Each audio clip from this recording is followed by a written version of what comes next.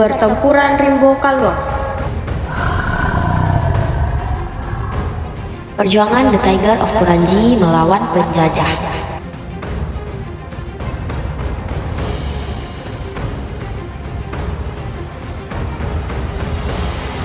Pada tahun 1987,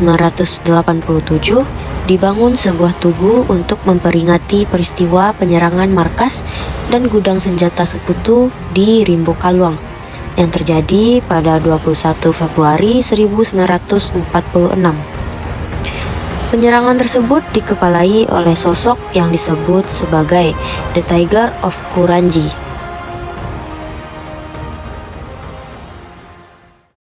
Rimbo Kalwang pada 11 Oktober 1945 sudah dimasuki oleh para pejuang dan mendahului kedatangan pasukan sekutu yang mendarat di Teluk Bayur pada 13 Oktober 1945 untuk pemulangan pasukan Jepang termasuk persenjataannya.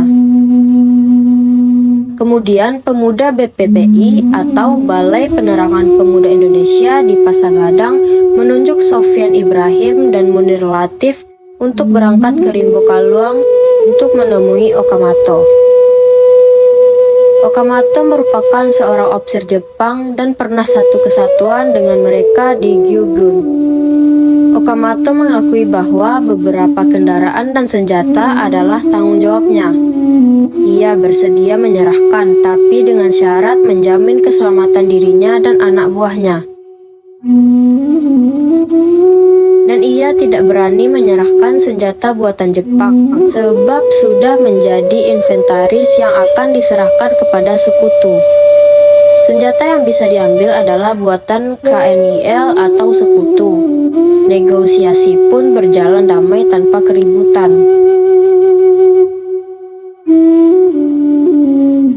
Sejak dibentuknya Dewan Perjuangan Padang Luar Kota atau disebut juga Padang Area pada 5 Februari 1946 dengan markas berpindah dari Lubuk Lintah, Kalumbuak, dan Limau Manih, ditunjuk juga Mayor Ahmad Hussein sebagai Komandan Tempur untuk Padang Area Timur. Penggempuran markas-markas dan gudang senjata sekutu semakin tinggi. Di samping itu, pasukan perjuangan dalam kota yang dipimpin Ahmad Hussein yang bermarkas di Jati atau PGAI sekarang semakin tidak aman karena selalu didatangi penggeledahan oleh sekutu. Sehingga Ahmad Hussein memutuskan untuk memindahkan markas resimen Kuranji ke Kampung Kuranji karena cukup strategis dan mampu bertahan atau melakukan penyerangan terhadap kedudukan musuh. Kampung Kuranji dilindungi sebelah selatan dan barat oleh Sungai Kuranji atau Batang Kuranji. Sedangkan sebelah timur adalah hutan lebat yang banyak dihuni binatang buas seperti harimau. Dan sebelah utara hanya jalan kecil yang terjal dan susah dilalui. Di tempat inilah para pemuda yang ingin berjuang dididik dan dilatih secara militer. Dan di tempat ini disatukannya kelompok-kelompok pejuang seperti Hizbullah, TEMI atau Tentara Merah Indonesia, Sabil, Muslimat, dan kelompok pejuang lainnya.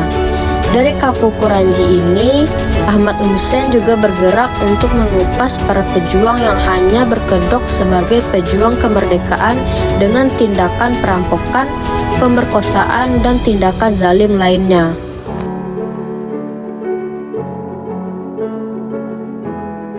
Ahmad Hussein melihat jejak kedatangan sekutu bersama Belanda, atau tepatnya situasi Kota Padang sejak diproklamirkannya kemerdekaan 17 Agustus 1945.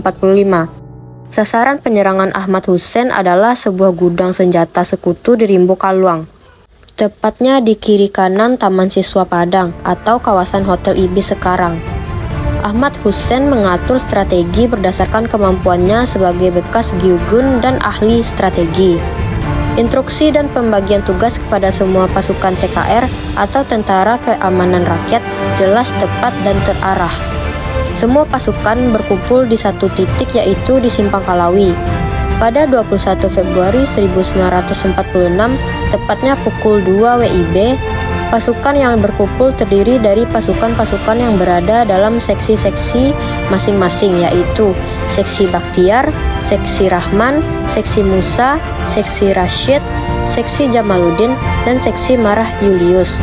Bergabung juga barisan dari pasukan Hizbullah di bawah pimpinan Kapten Maksud Yasimi dipimpin oleh Letnan 1 Munyar Atini.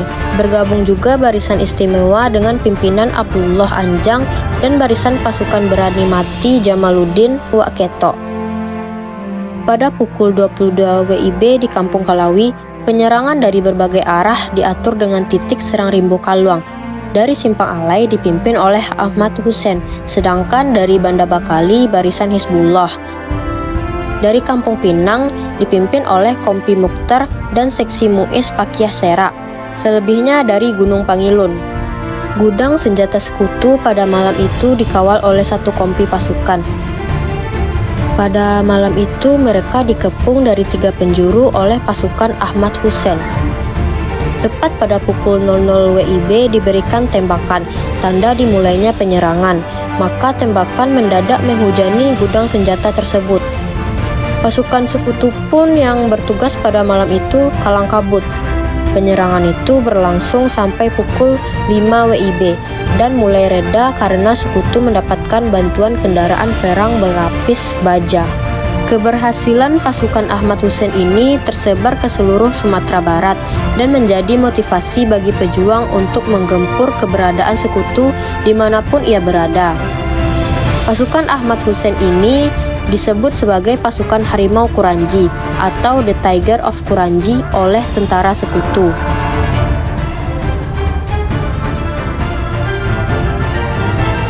Peristiwa ini diabadikan melalui sebuah monumen tugu yang terletak di persimpangan Jalan Raden Saleh dan Khatib Sulaiman, tepatnya di belakang SPBU Lampu Merah sekarang. Bangunan tugu ini dirancang oleh Dr. Amril M.Y. Datuk Garang dan dibuat oleh guru dan siswa SMSR Padang.